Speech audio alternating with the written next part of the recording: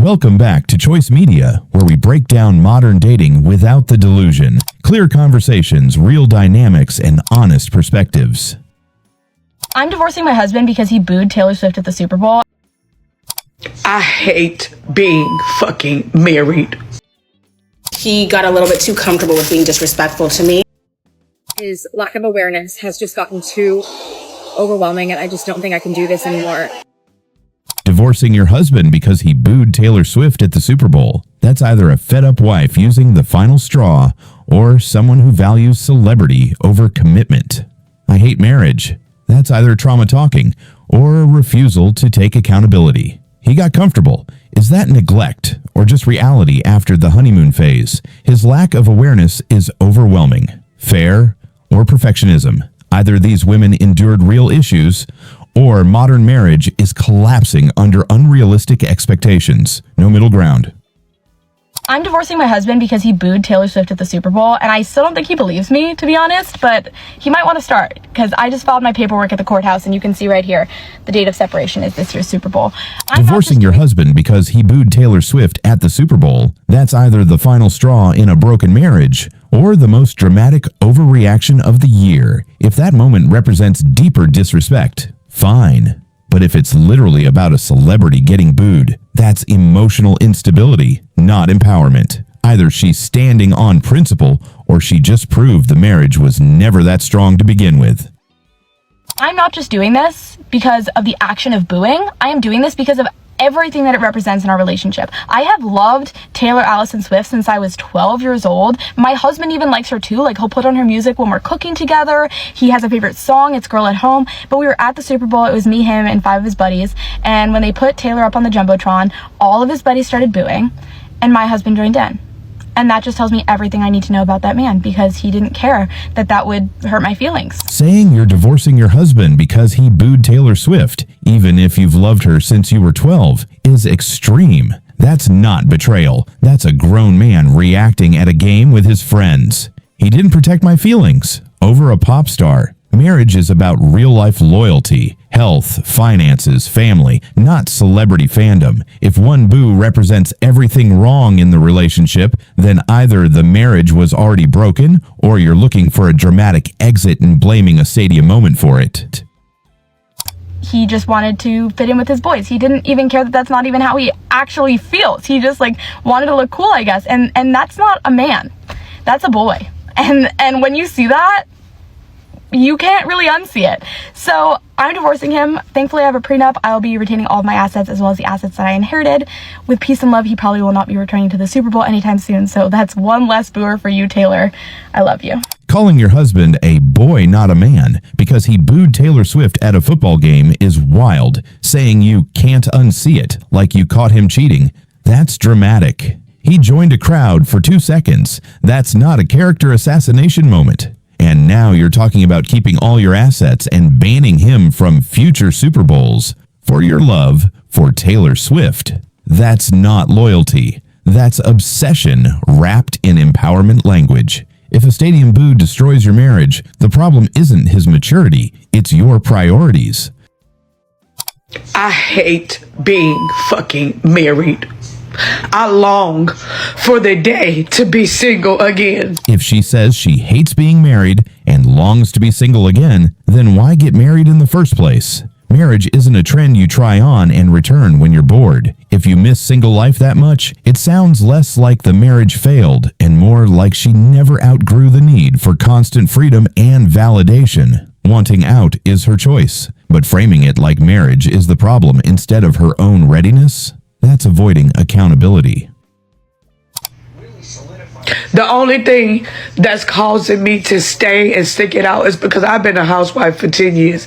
And to get back out there in the workforce with a mental illness, there's some fears that I have.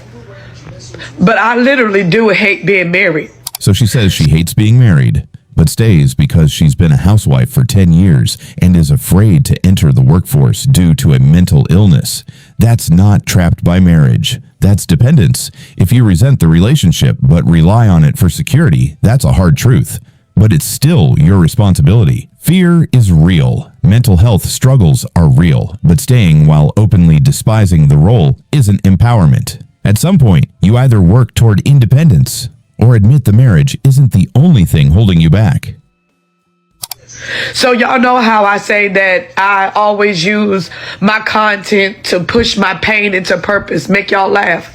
A lot of this pain is connected to my marriage. A lot of it. I just try my hardest not to put it out there, and I'm still not going to go into details. But just know that this shit is not fucking gold.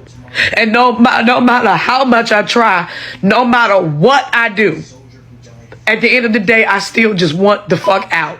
If your purpose is built on broadcasting how unhappy you are in your own marriage, that's not empowerment. That's outsourcing accountability to an audience. You can't publicly frame your husband as the source of your pain, profit from the narrative, and then say you're just healing. Healing usually involves responsibility, boundaries, and change, not punchlines. At some point, it stops being pain turned into purpose and starts being comfort found in victimhood.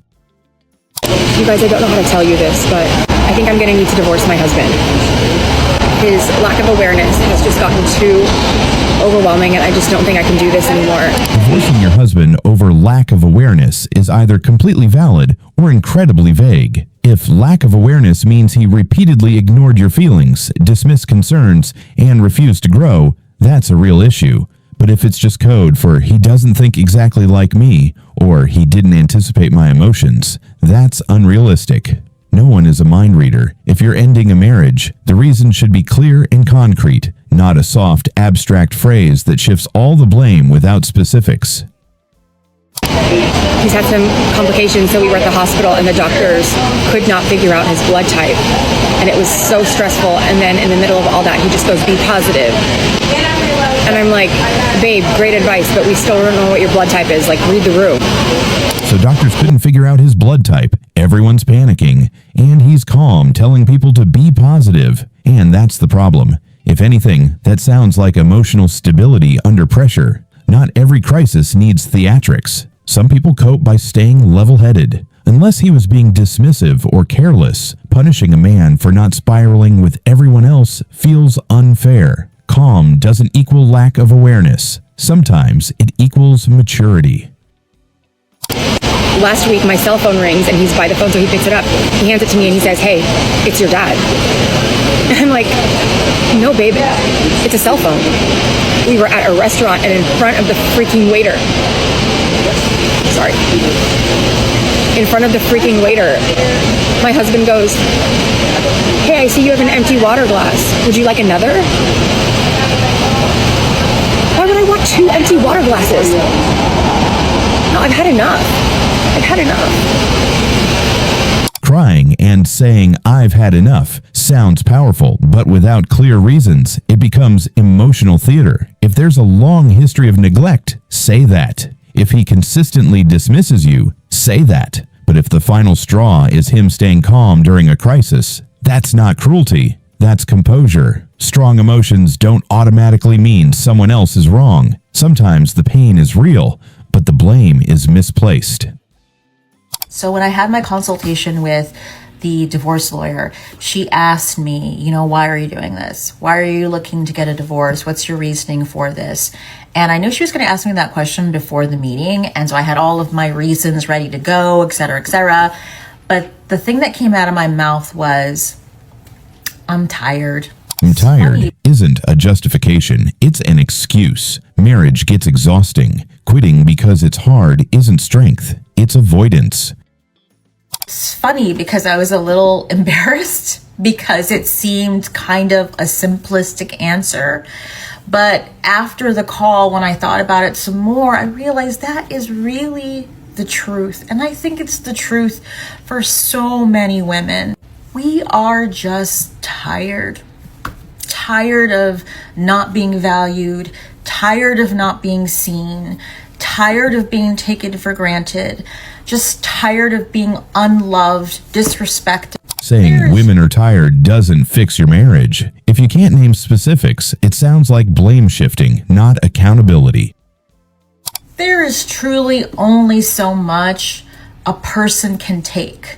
And I take full responsibility for the fact that I stayed in it as long as I did. I accepted things I never should have accepted. I take full responsibility that I didn't do my inner work to stand up and say enough years ago. But now I am. Now I am standing up and saying enough. I'm tired of this.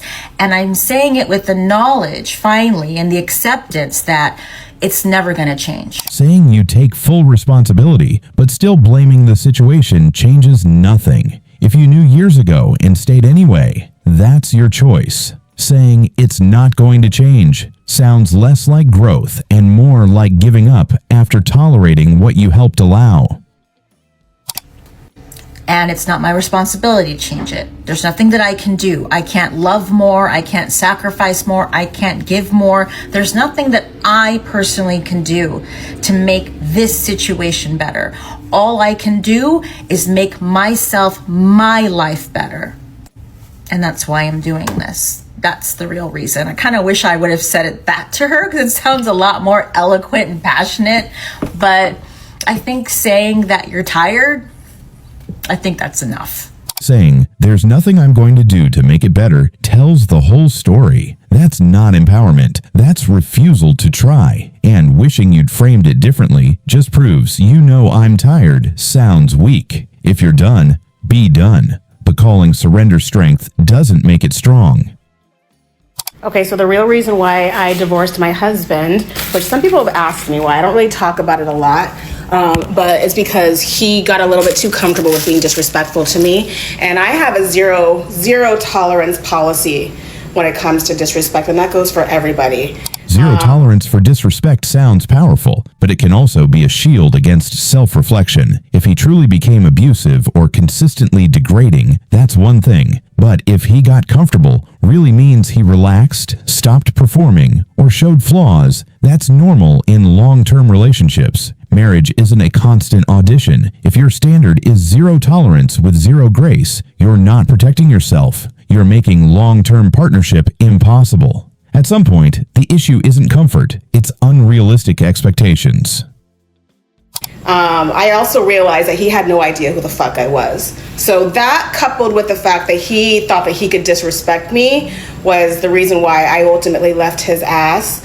And it's weird because it's like there's like, if you've ever been married before, you could probably relate to this. There was somebody who was once your best friend, who you did everything with, you loved them, you thought that you would be spending the rest of your life together with them, right? And then now you're like total strangers. Like, I have no idea. He had no idea who I was after calling him your best friend sounds dramatic. People don't magically become strangers overnight. Either communication slowly died and both of you ignored it, or expectations changed and he didn't evolve fast enough for you. Calling him clueless makes it sound one-sided. But if you were best friends, then somewhere along the way, both of you stopped showing up. Strangers aren't created in a moment. They're created over time.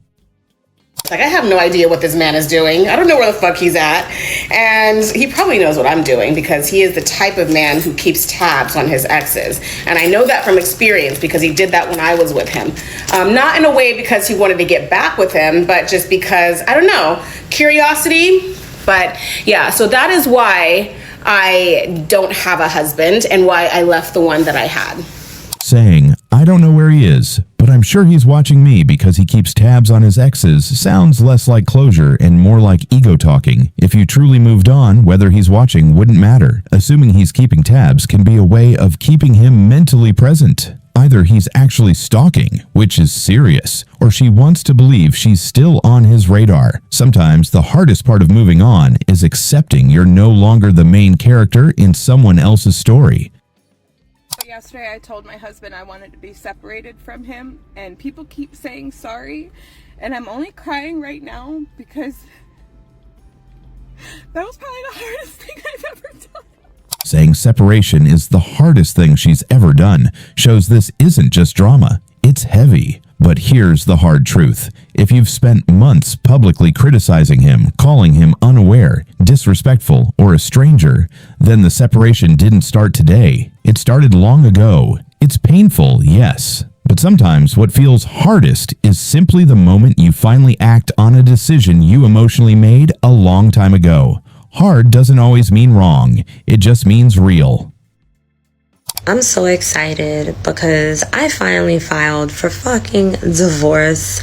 Yes, I am celebrating that shit, and I don't care what anybody thinks or has to say because I know what I dealt with for 13 years. Celebrating a divorce like it's a graduation party says a lot. If it was truly unbearable for 13 years, why stay that long? And if you endured it by choice, own that too. Relief is understandable, but throwing a victory lap over a broken marriage feels less like healing and more like rewriting the story to avoid your part in it.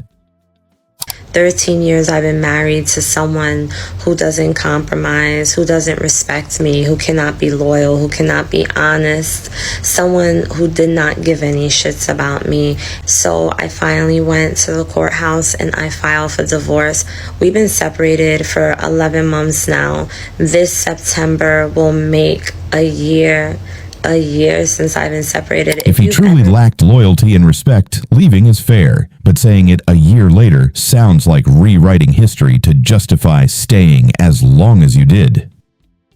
If you've ever dealt with a narcissist, especially a covert narcissist, you know, the one that no one knows about except for you and your kids, you would understand and you know why I'm so freaking hype about the fact that I filed for divorce. Calling him a secret narcissist after the fact is convenient. If no one knew but the household, it's impossible to verify and easy to weaponize. Maybe he was toxic, but labeling him now doesn't automatically prove it. Sometimes narcissist becomes a catch-all to end the debate. I am 2 months into my divorce and living completely alone, besides sharing my house with my kids when I have them, and I'm getting used to it. 2 months into divorce and already broadcasting the alone with my kids narrative? It's early. Emotions are still fresh. Living alone doesn't automatically mean you made the right choice. It just means you made a choice. Strength isn't announcing independence. It's sustaining it quietly when the hype fades. If you're new here, hi, my name is Nancy. I am recently divorcing, whatever you want to call it. I got married when I was 21 and I'm getting divorced at 29. But what they don't tell you when you get married young, or at least in my small ass southern town, is how awful divorce is. What they don't tell you about divorce is how awful it is in a community. That's reality. Community judgment doesn't disappear just because you felt justified, but that's part of the cost. You can't celebrate the exit and then be shocked when society reacts. Every major decision comes with consequences, social included. In the community. The crazy thing is that my ex and I have the best relationship. We were friends for a very, very long time in our relationship without the romance, without the love, without the emotion. And it's been very easy to switch over to just having a friendship. But everybody expects you to have the worst relationship in the world. We've been questioned so deeply by everybody that could ask a question why we're getting along. And I feel like there's such a stigma around people getting a divorce that it can't be amicable, that you can't get along, that you can't have a good co-parenting relationship. And we do. So maybe one day we'll write a book about it, but I just don't get it. I don't understand. So let me get this straight. You couldn't make it work as a couple, but now you're saying you're better than ever as friends? That's great for co-parenting, sure. But let's not pretend it's some revolutionary love story. Sometimes it just means the relationship never worked in the first place. The whole point in making this video is to tell you, if you are on the fence of fear and losing everything and starting over and being alone and, you know, having this disastrous divorce and living in a small town for it to blow up in, I'm here to tell you can do it. I'm here to tell you that it doesn't have to be bad. Like, I fully expected the worst divorce. And we literally get along better now, divorced, than we ever did when we were married. Or maybe it's not just small town gossip. Maybe people are concerned because divorce isn't just about you. Telling everyone to ignore consequences and just chase peace sounds good, but rebuilding isn't that simple when kids, finances, and reputation are actually on the line. our kids are happier than they've ever been while we were married. Like, it's worked out so much better. When you are that unhappy and you finally get the break, you finally get the peace to grow and to learn to be on your own and to be happy as an individual, I can't tell you how amazing that it feels. But you can do it. The small town people can talk. They can get over it. I'm going to be the gossip. He's going to be the gossip. We're going to be the gossip. But it literally doesn't matter. Like, it doesn't matter at the end of the day. If you're happy and your kids are happy and your ex-partner is happy, what are you going to do, you know? If the only proof is I'm happy and the kids seem happy, that's not the full picture. Kids can look fine and still be affected long term. And dismissing everyone as gossipers doesn't automatically mean there aren't valid concerns.